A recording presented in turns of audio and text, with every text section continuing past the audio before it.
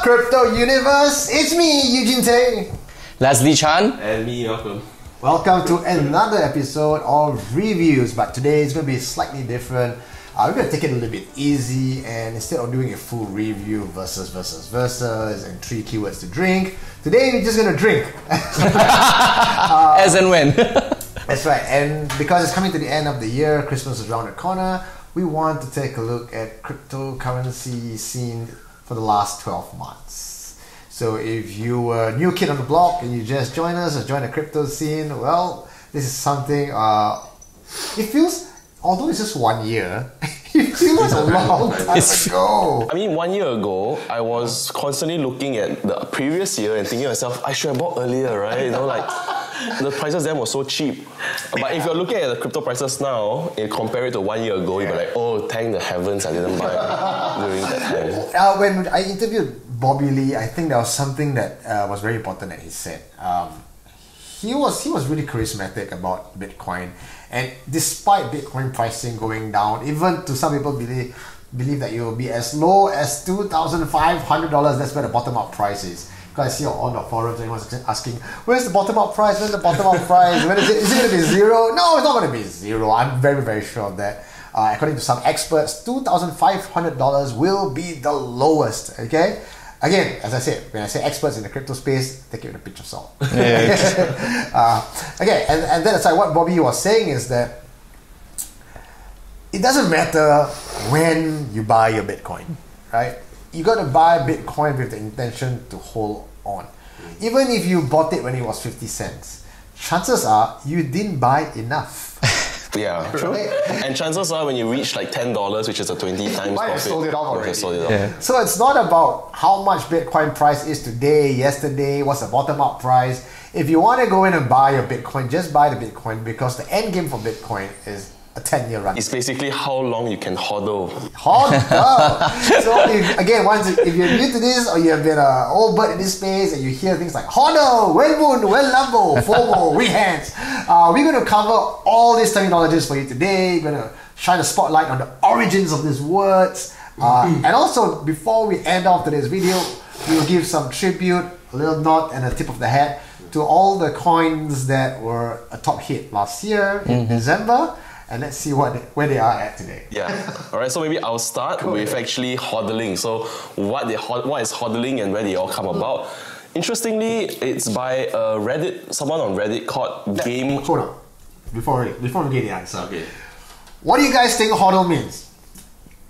Right now as you're watching this video, before we give you the answer, type it in the comment below. Don't worry, there's nothing silly on our side. We never laugh at people.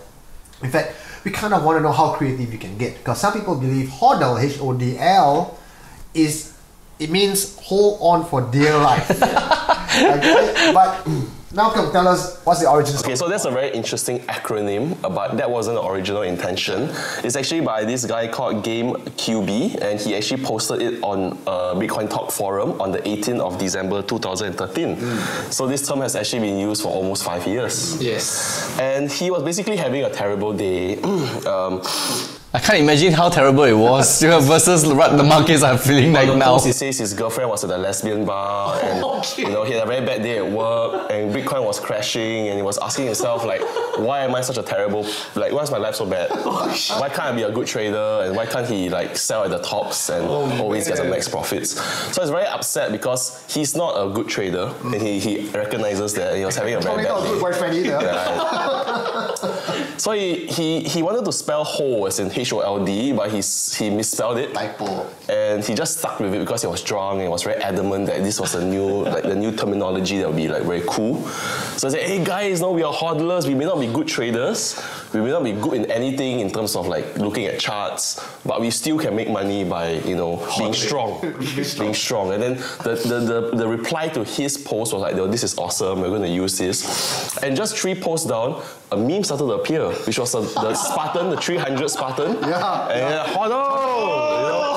Like hold the front, because he has already said like, what's the point in buying in or selling when he is already in the market? He's just going to stay there. His friends are telling him, oh, we think it's a low point, you buy in more, but he says every time he buys in more, it goes down. How much was it during 5 years ago, man? I'm not sure. He didn't say. Yeah, maybe we'll let you guys know in the comments. Yeah. What was funny is, again, it goes back to the price of Bitcoin, like what Bobby said. It doesn't matter because every year the price is going to crash, the price is going to go up, and every year someone's going to say he's been wrecked and he does the HODL on. It's the same song and dance we are facing right now that people 5 years ago are facing. The only difference is they bought it at $500 or $50. You bought it at $5,000. But chances are, next year, the year after that, someone's going to buy it at $25,000 and he's going to wreck because it dropped from $25,000 to $10,000. But you're probably sitting there laughing because you bought at $5,000 and HODL on to $10,000.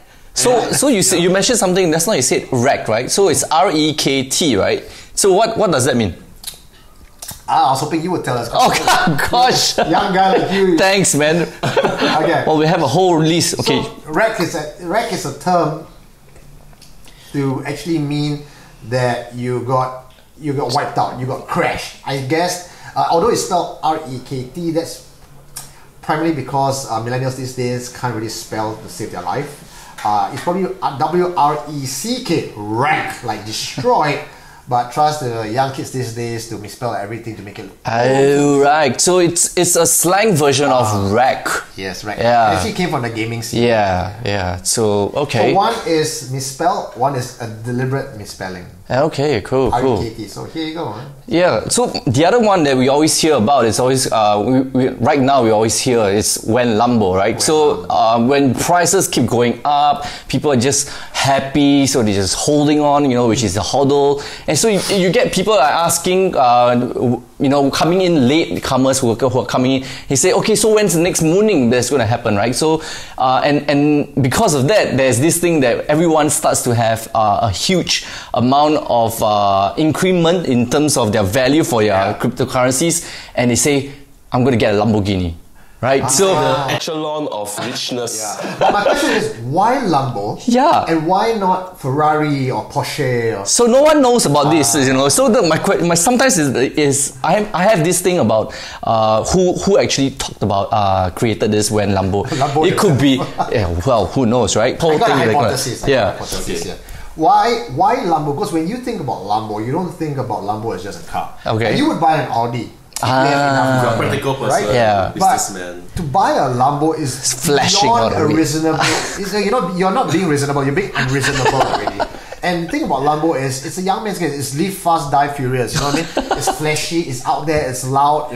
It's not a car. It's a status. So when you say when Lambo, you're not talking about when's your 2 times increase? When's your Audi? When's your 3 times increase? No, it's I just had 1,000 increase, man. 1,000 times increase. I'm ridiculously rich overnight, and I'm going to show you I'm rich. Because when you drive a Lambo, it's not like, I'm trying to be really low profile here. Boom! It's like I'm coming in. You will hear me before you can see me. So that's how the lifestyle of the quick or rather new rich is like. So to me, that's why Lambo is used as an icon. As an icon to show people that is the level that they aspire to reach. It's like where you aspire to be. Correct. And I think that's how people, like influencers, they show people that they actually bought Lambos with their Bitcoin or whatever, and they want to use it as a point to put across. Yeah. You can be like me. Yeah. All you have to do is follow what I buy, and you'll be rich too. But you see, the thing about, if you're for our American viewers right now, if you actually bought for yourself a Lambo, I'm very happy for you. But the real test of your wealth is buying a Lambo in Singapore. Check out the pricing difference. You have to pay for that certificate of entitlement. Let's see if you can actually afford that first of all. I think now when bicycle is more practical. When BMX. Okay, so now we got REKT, we got HODL, we got when Lambo. These 3 are some of the keywords that you would have heard over and over again. And if you're wondering where the hell did all this come from, what's the origin of all these stories, well, you heard it first here at Route the Block Live. And just to end off about the keywords, when moon is very similar to when Lambo. It's just that the moon is so far out of reach, but it is, you can see it, it's like you can almost taste it, you can almost touch it. Yeah. And that's where you want to be, But there's an aspiration as well, because every time when Bitcoin moons, there is that following as a result. Because the last time when they had a rocket that actually mooned, it was, I remember there were 2 cycles. One was at from 2 digits to 1002. That was the first few times in the early 2015 or something like that, or 2013. So then after that, again, when it drops again, everybody's got wrecked, and then they start to as it starts to go up. Last year we experienced the moon, so and that's why everyone is asking, this time around, when are we gonna moon, basically. Yeah. So yeah. But this cycle will carry on. If you look at the pricing difference, the amount of drop from the highest and to the lowest, It's nothing new, right? It's nothing new. If you chart it up across the years, it's actually the same amount of percentage, right? So we could see it's like a 90% drop. Yeah. So we could see one day if Bitcoin is 100,000, I won't be surprised if it wrecked to $10,000 because the percentage will always remain the same. But it's just that from 100,000 to 10,000, you piss your pants. From 1,000 to 100, it's like, oh, okay, I just maybe can't afford to buy one new Fine phone or something. But hear this, guys, if it is a loss on your paper and you don't sell it and you don't reconcile, or you don't realize that by selling your bitcoins or cryptocurrencies, then it's just a loss. So that's why you get HODL in as a result, right? That's what you tell yourself to make yourself feel better. Okay, but this is official advice from the guy who invented HODL. He says, you only sell in a bear market if you are a good trader or illusion noob. Alright? Illusion. The people in between HODL. In a zero-sum game such as this, traders can only take your money if you sell. Yes. Correct. So why let others profit off you when you can be the one making money? Yeah. Wow, deep, right? Freaking deep. So basically, if your portfolio looks like kind of side right now, it looks bad and bloody, the worst thing you can do is to sell. Yeah. Stay strong, and let's revisit 1 year ago how bad how the prices was. And I mean, if you bought somewhere in June or July this year, let's look back and then you actually feel better.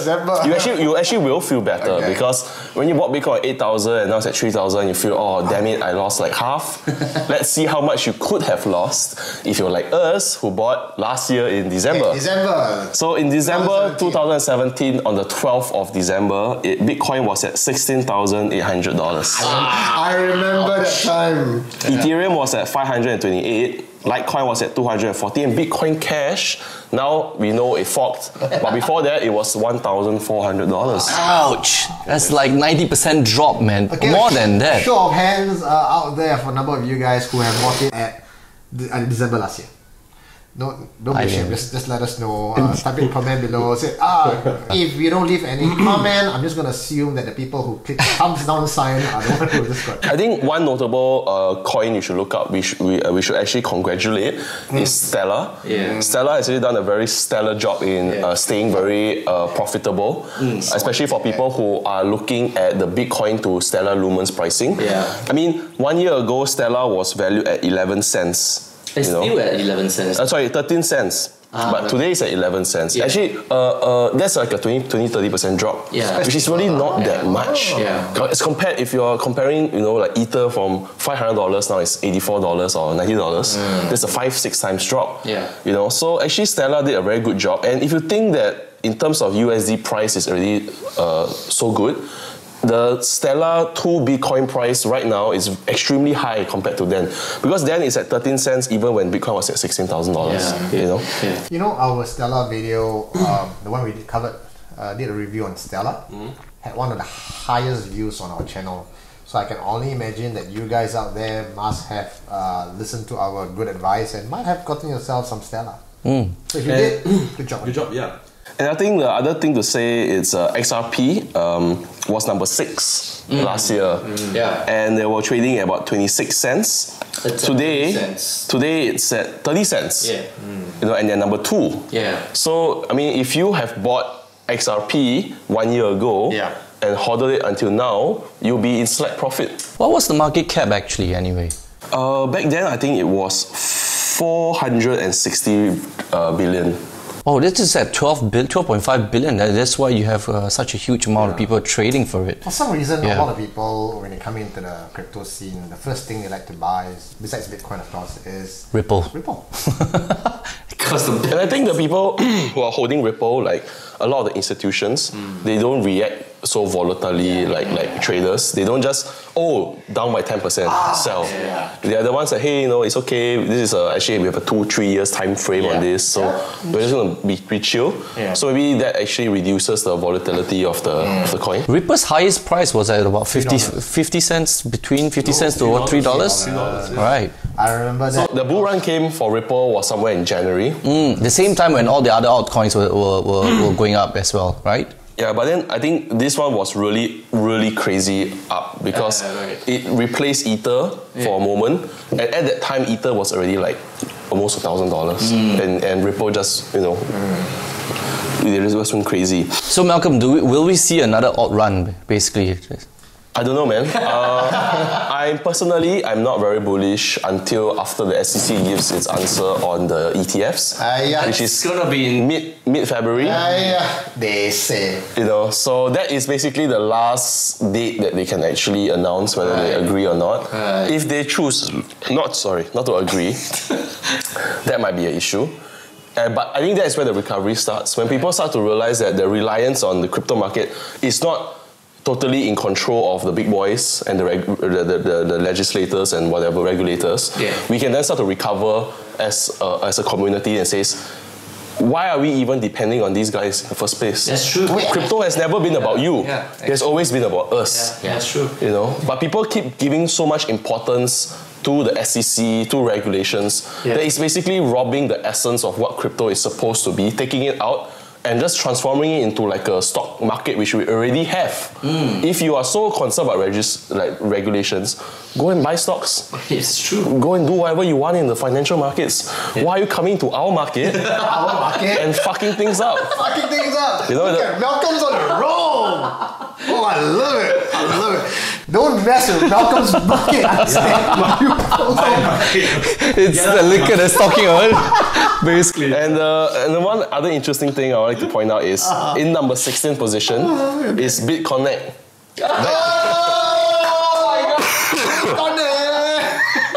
It was still a thing. And for you guys who didn't know, BitConnect was the most famous Ponzi scheme in crypto. It will not be the last, but it was the most famous. Oh my god. And in comparison, number 16 position today is Dash.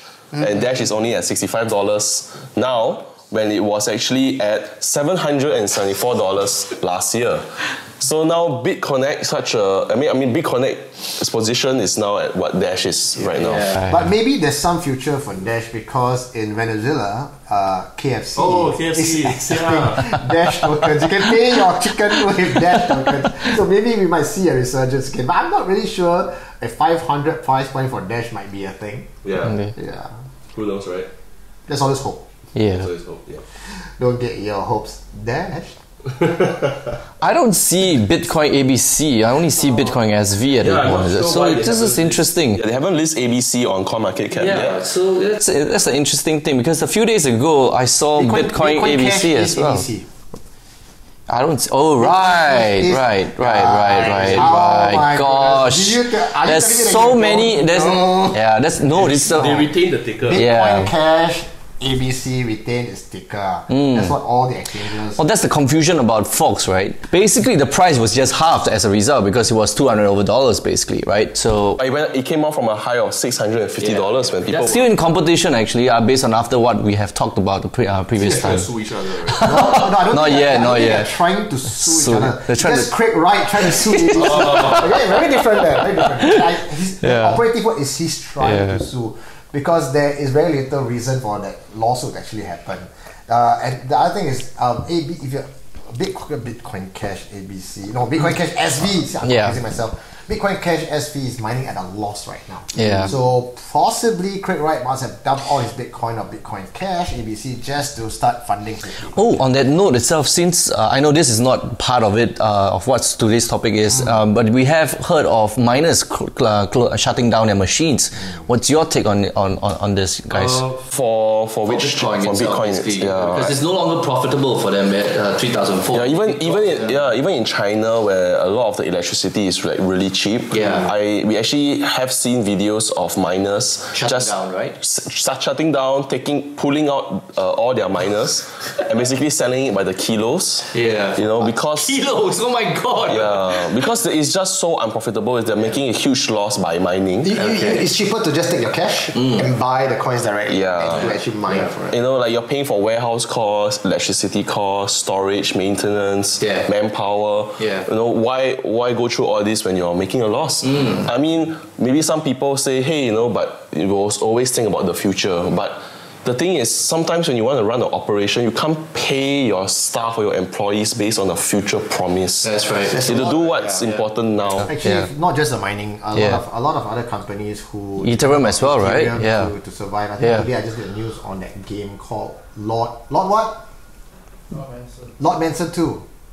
Yeah, they raised about 1 mil in Ethereum. Right. That was when Ethereum was at 1,000. Ouch! And then it dropped to... Oh no, it's $90 at this point of time. So they really don't have the kind of liquid to pay their people. Oh dear. It's just not...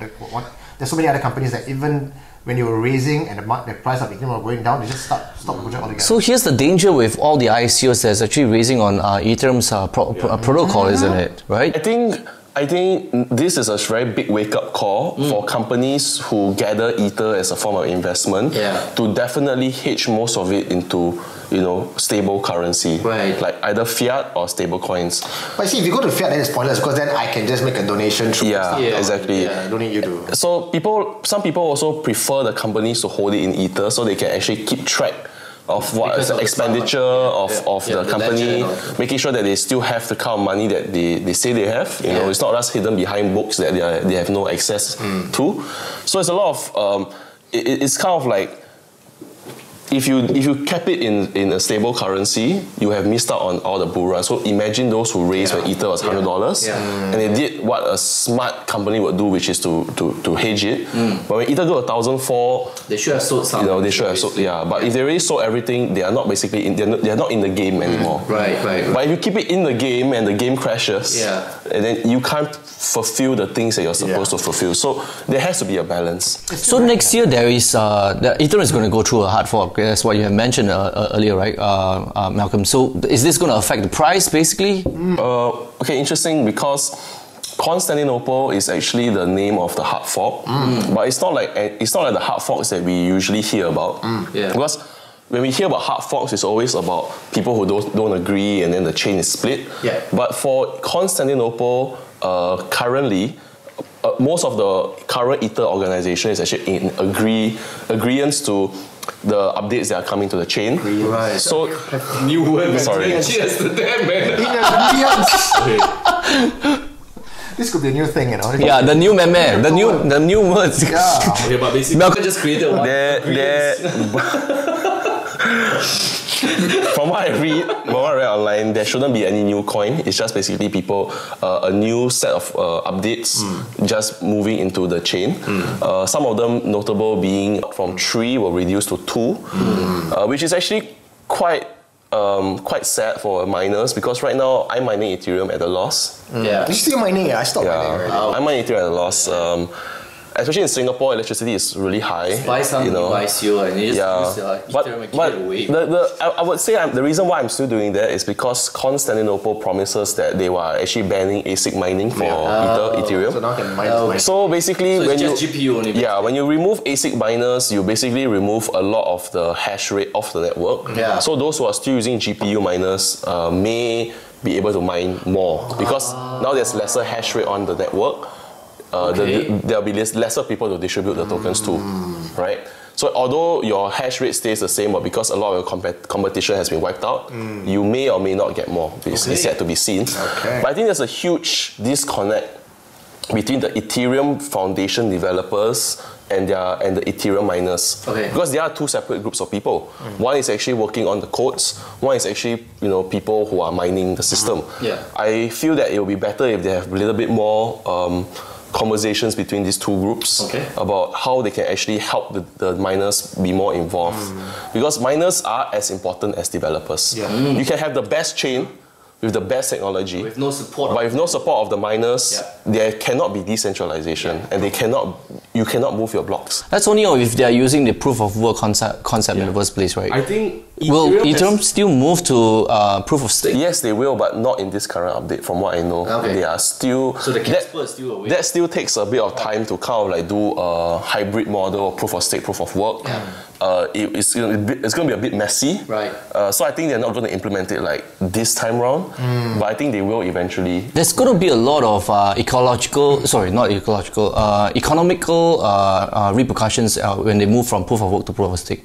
To be honest, yeah, because if let's say suddenly you have the supply is just going to be changed and the miners are being taken out of the equation basically, then the proof of stake is just going to have that projects they can start to stake for themselves, and there's a vested interest in maintaining the protocol as well, as a result. So it all depends, and it's still very fluid at this point of time for the market. So I would still adopt a wait and see approach for Ethereum in terms of the new updates and how it's going to work out especially for the other projects on hand as well. But you see, when it goes to proof of stake, it might actually be better for Ethereum. Instead of people dumping Ethereum and trying to sell it off, you get projects, despite the price drop, might still be holding on to it. Yeah, because there's more incentive to protect the network, and you're basically aligning the values and the vision of the people who are holding your coins and supporting your network. Because being a miner doesn't actually mean you support the network. You support the profits. And that's as realistic as it gets. When you mine, you have to pay electricity in cash. So what do you do with the tokens you mine? You have to sell them. But what if you stake it and you continuously, increase your stake by putting in more tokens? There's actually a lot of incentive for people to not let go of their tokens. So in Philippines, you get to pay your electricity bill with cryptocurrencies. So if you mine Bitcoin coins or Ethereum, you will get to pay So that's actually an interesting thing. I'm very happy to hear that, because we don't usually hear much about Philippines as a place where you can go to a 7-Eleven store and say you want to pay your electricity bill using cryptocurrency. We should go Philippines and check it out. We should check it out. Anyway, I think that's pretty much all we like to cover for this particular episode. So it's a bit light-hearted, it's a bit ha-ha-ho-ho. I hope you guys like it. So if you heard what we talk about and you are in agreement to what we just said, thumbs up, share this with the rest of your friends.